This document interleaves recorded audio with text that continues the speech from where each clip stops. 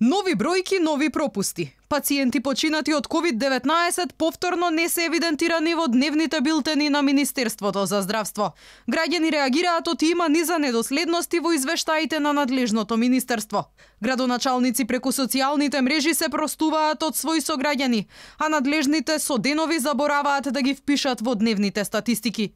Ниту вчера Министерството за здравство не објави за смртта на 38 годишен виничанец, кој битката со вирусот ја изгубил пред 5 дена. Од пиар службата на министерот Филипче пред 2 дена ја прекурија редакцијата на Алфа оти за деталите околу починатите пациенти. Требало да се обратиме кај нив, а не кај министерот, кој патем по хиерархија е прв човек во институцијата.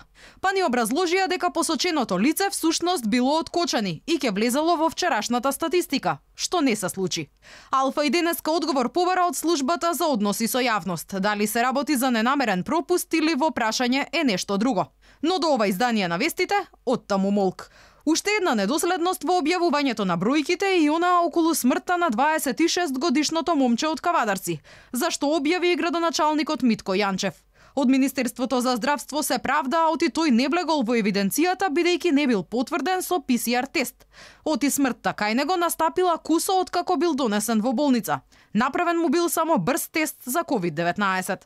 Во конкретниот случај, 26 годишното момче кога е хоспитализирано му е направен рапид тест, а истата ноќ во 3 часот наутро поради нагло влошување на состојбата е испратен на инфективната клиника во Скопје и од таа причина неговиот рапид тест не е потврден со ПСР.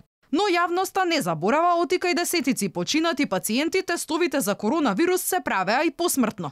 Од друга страна пак, доктори специјалисти во повеќе наврати посочуваа оти брзите тестови се со висок степен на точност и оти по нив не е потребно да се направи и молекуларно тестирање. Овој тест е доста, има голема точност, 99,6%. Тие тестови, доколку сте позитивен, нема потреба од ПСР тест. Доколку имате симптоми, а сте негативен, задолжителен е ПСР тест, а доколку немате симптоми, а испадне тестот негативен, тогаш немате потреба од ПСР тест.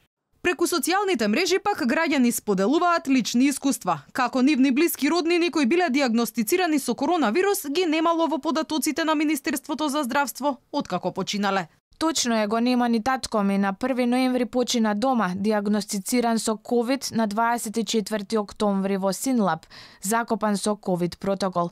88 години од Скопје. Го нема во евиденција. Од друга страна пак, Велешанка реагираше дека нејзиниот дедо кој бил починат од мозочен удар, влегол во дневната статистика на починати од коронавирус во градот Велес.